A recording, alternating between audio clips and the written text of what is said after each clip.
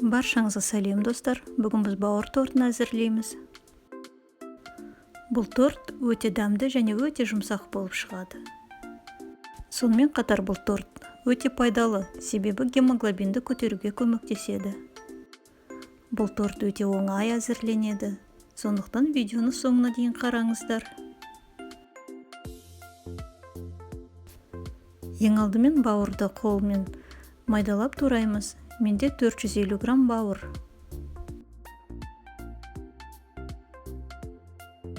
Сосын блендердің көмегімен бір келкі масса болғанша оны еземіз.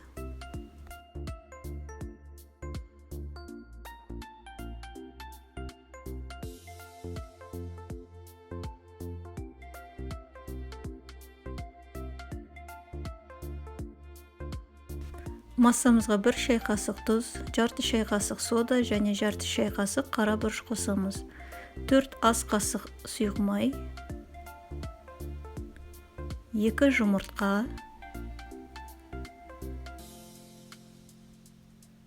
180 мл сүт,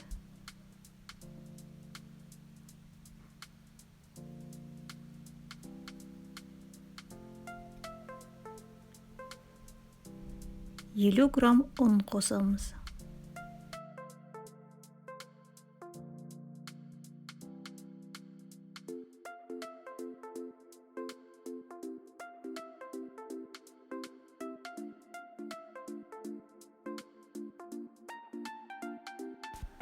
Барлық ингредиенттерді бір келкі масса болғанша блендерлейміз.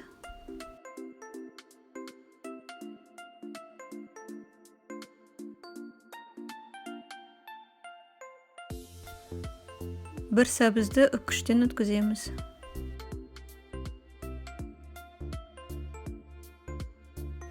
Екі жуаны майдалап тураймыз.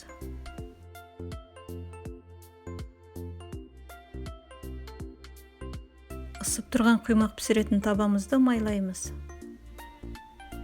Сосын бауыр консистенциясын құйып, құймақ пісіреміз.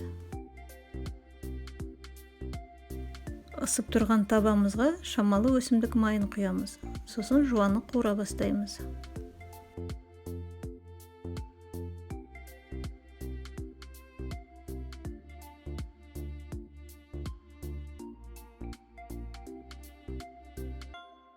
Бауыр құймағын екінші бетіне аударамыз. Екінші беті бірінші бетіне қарағанда өте жылдам піседі.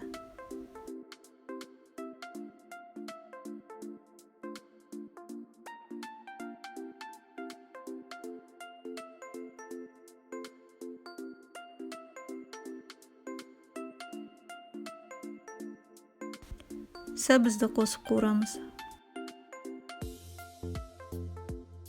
Қуырмамызды шамалы тұздаймыз. 2 тіс сарымсақты майда үккіштен өткіземіз.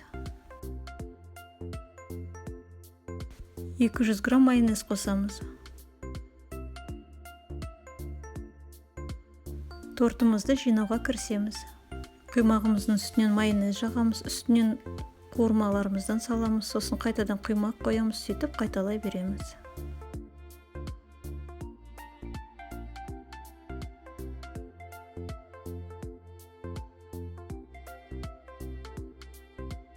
Ең жоғарғы құймақтың үстінен майонез жағамыз. Тортымыздың бетін өз қалауымызша әрлейміз.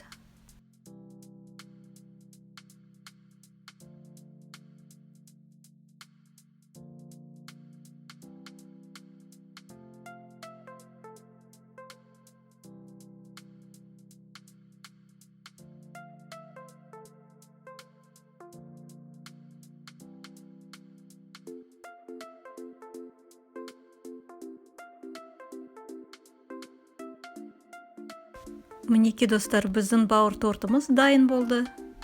Бізде өте дәмді және өте пайдалы торт шықты. Осындай тортты міндетті түрде жасап көріңіздер. Осындай торт кез келген мерекелік дастарханның көркін ашады. Қазір тортты кесіп, ішін көрсетемін. Видеоны соңына дейін қарағандарыңызға көп рахмет. Сіздермен бірге болған Эрика. Каналыма тіркелуді және қоңыраушаны басуды ұмытпаңыздар. Келесі видео рецептерді жіберіп алмас үшін. Егер сіздерге рецепт ұнаса, онда лайк басуды және комментарий жазуды ұмытпаңыздар. Күндеріңіз сәтті өтсін.